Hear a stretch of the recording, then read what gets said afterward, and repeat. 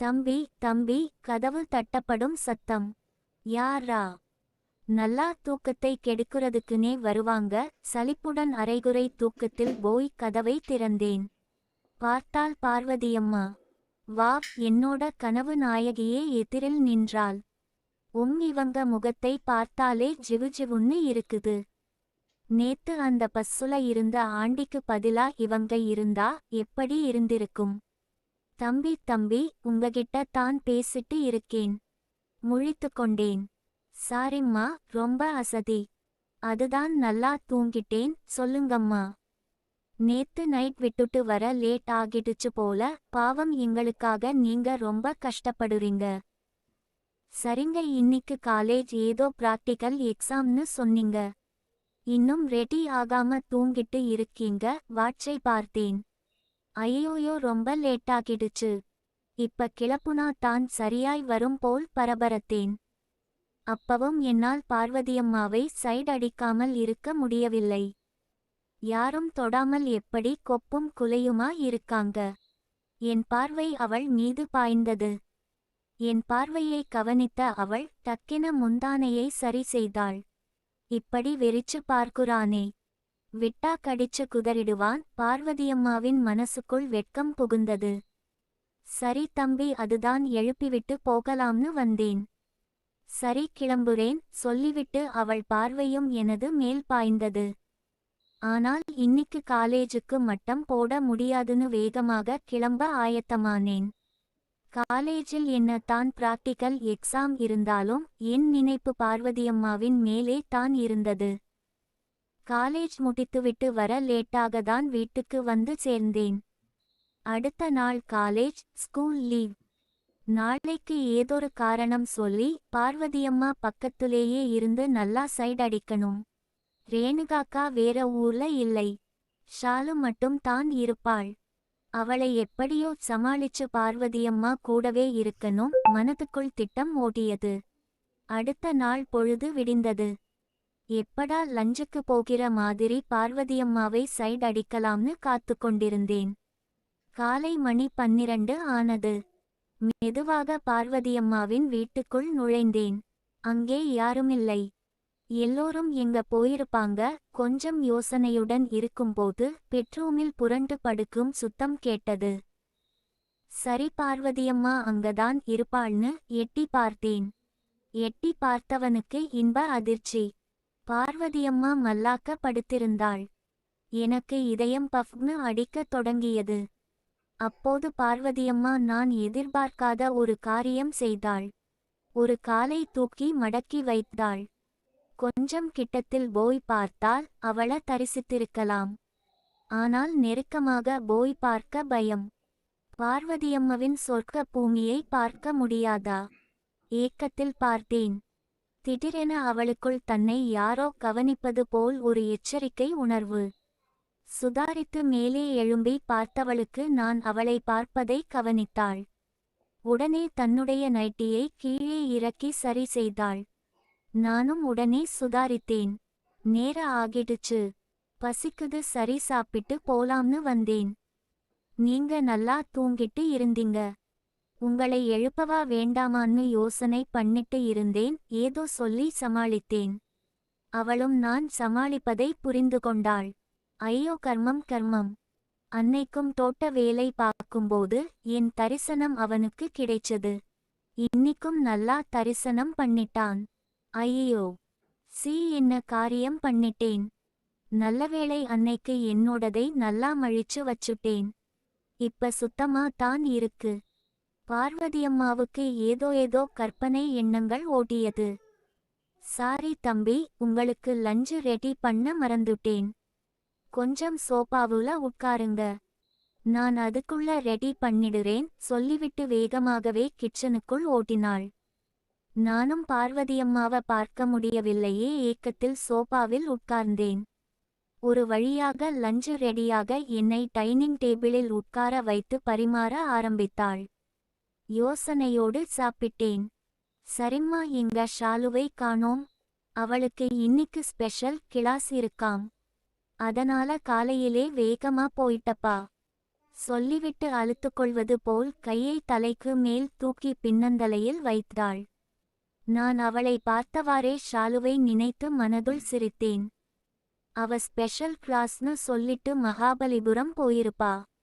நல்லா பிரண்ட்ஸ்ட குத்துப்பட்டுட்டு இருப்பா. எப்படியோ இப்ப நானும் பார்வதியம்மாவும் மட்டும் தனியா இருக்கோம். அப்படியே டிவி பார்க்குற மாதிரி இங்கேயே உட்கார்ந்துர வேண்டியதுதான். மனம் குதூகலமிட்டது. ஏம்மா நீங்க சாப்பிடலையா? இல்லப்பா, கசகசன்னு இருக்கு. குளிச்சுட்டு தான் சாப்பிடணும். வாவ், நாம் டிவி பார்க்குற மாதிரி உட்கார்ந்துட்டு ஏதாவது ஓட்டை இருந்துச்சுன்னா அது வழியா பார்க்கணும். இதுக்கு மேல இங்க இருந்தா சரியாகாது.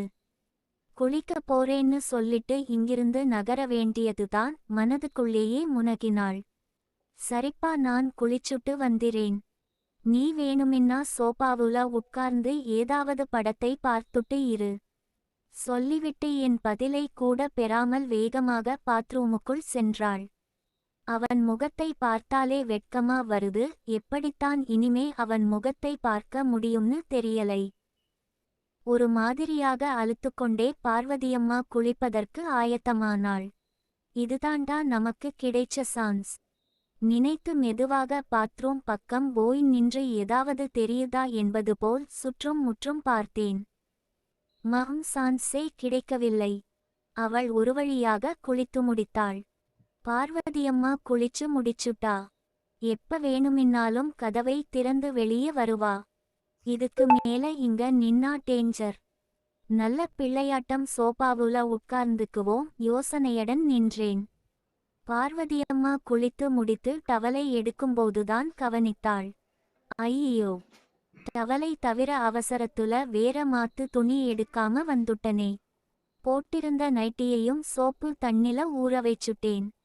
இப்படியே டவலை கட்டிக்கிட்டு போனா அவ்வளவுதான். சரி, அவன் எங்க இருக்கான்னு பார்ப்போம். அவன் போயிட்டான்னா நாம டவலை கட்டிக்கிட்டே ரூமுக்கு போயிரலாம். சரி, இருக்கானான்னு பார்ப்போம். நினைத்தவாறே மெதுவாக கதவை திறந்தாள். அவள் திறக்கும் முன்னே நான் ஹாலுக்கு வந்து சோபாவில் உட்கார்ந்துவிட்டேன். கதவை திறந்தவள் டிவி சத்தம் கேட்குதா என்பது போல் கூர்ந்து கவனித்தாள். அப்பாடா, சத்தம் எதுவும் வரலை. அவன் போயிருப்பான். ஒன்னும் பிரச்சினை இல்லை. ஒரு நிம்மதி பெருமூச்சு விட்டவாறே தலையை கூட துவட்டாமல் கதவை திறந்து அலட்சியமாகவே பெட்ரூமுக்கு ஹாலுக்குள் வந்தவள் என்னை பார்த்து அதிர்ச்சியானாள். நானும் தான்.